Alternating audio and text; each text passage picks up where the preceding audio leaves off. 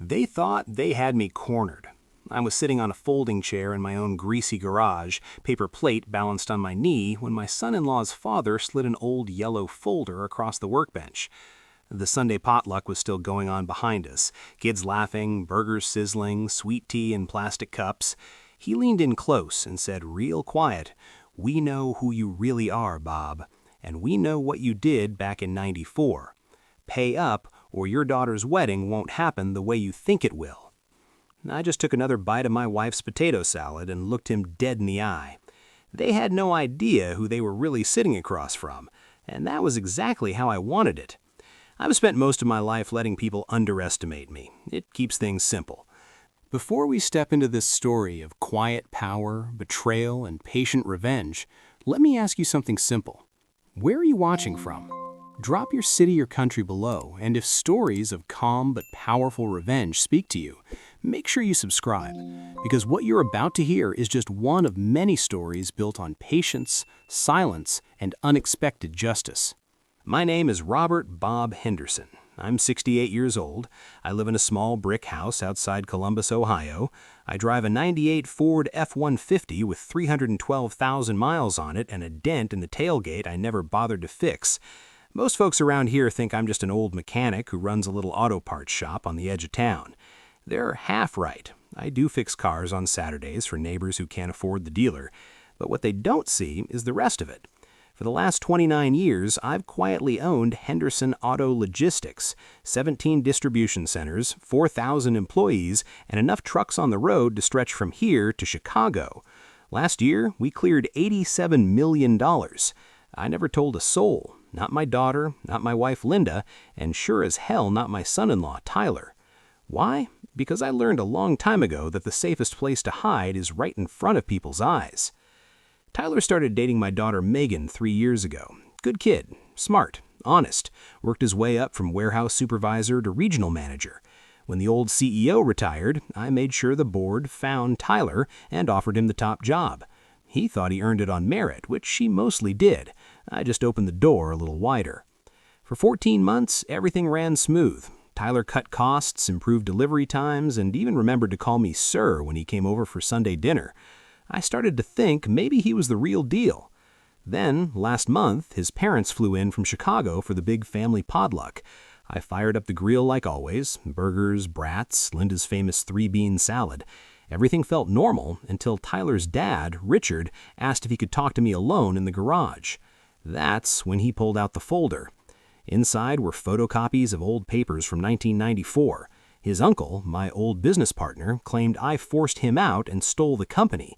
Richard had spent years believing the lie. Now he wanted restitution, $2 million wired to a family account before the wedding, or he'd go public and ruin Tyler's name. I let him finish talking. Then I took another slow bite of potato salad and said, "Richard, you really should have done your homework." He smiled like he'd already won. That smile is what hurt the most, not because I was scared, but because he thought I was.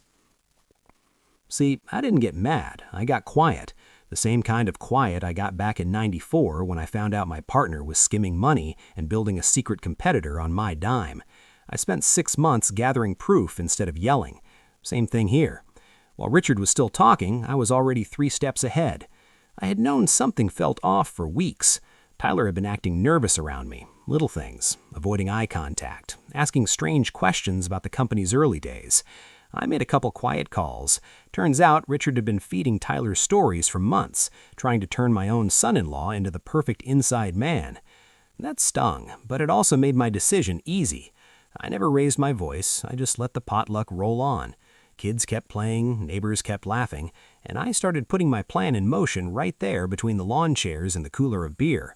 First thing Monday, I had my lawyer pull every original document from 1994, bank records, signed contracts, the affidavit from the accountant who watched Richard forge my name.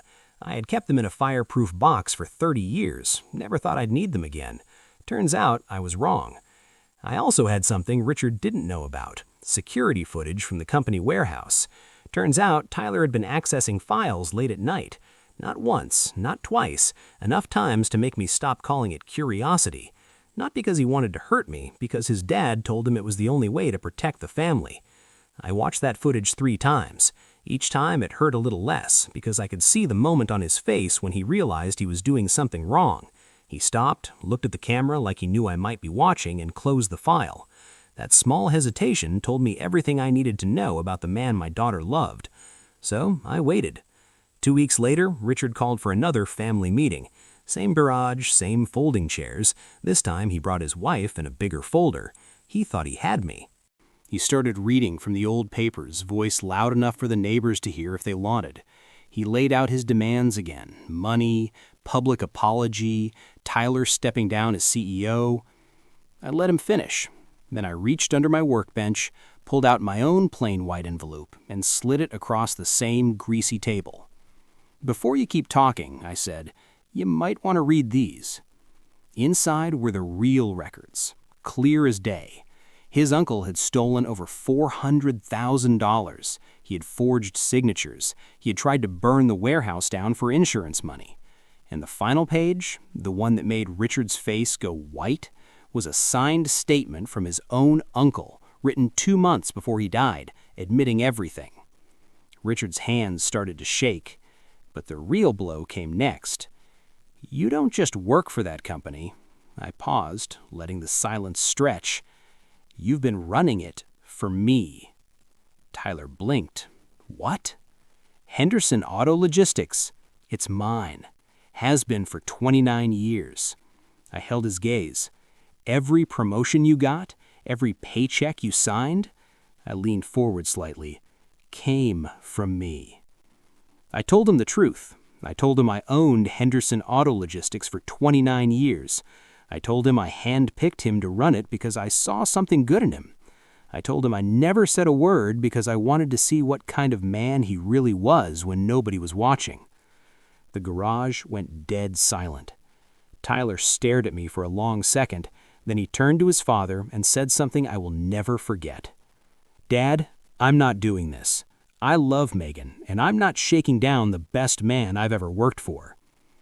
Richard tried to argue. His wife started crying, but Tyler just shook his head.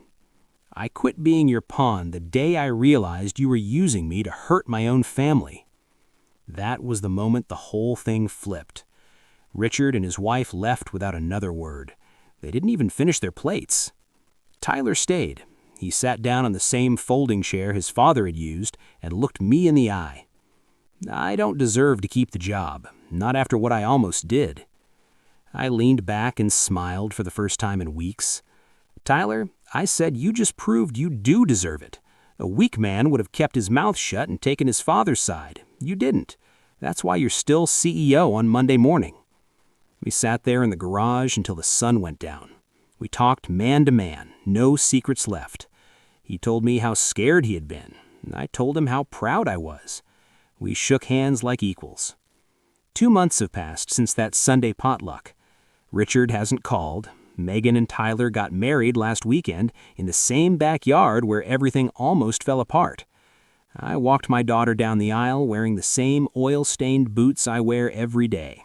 Tyler looked at me and smiled like a son. I still drive the old F-150. I still fix neighbors' cars on Saturdays. And I still haven't told most folks who I really am. Some secrets are worth keeping. Because the best revenge isn't loud. It isn't angry. It's sitting in your own garage eating potato salad while the people who tried to break you realize they just handed you the one thing they can never take back: your dignity and your family. If you're watching this and you've ever been underestimated because of how you dress, how old you are, or how quiet you stay, drop a comment and tell me one time someone thought you were small. I read every single one. And if you want more real stories about patience, justice, and quiet dads who always win in the end, hit that subscribe button and turn on the bell. We've got a lot more where this came from. Thanks for spending this time with an old mechanic from Ohio. I'll see you in the next one.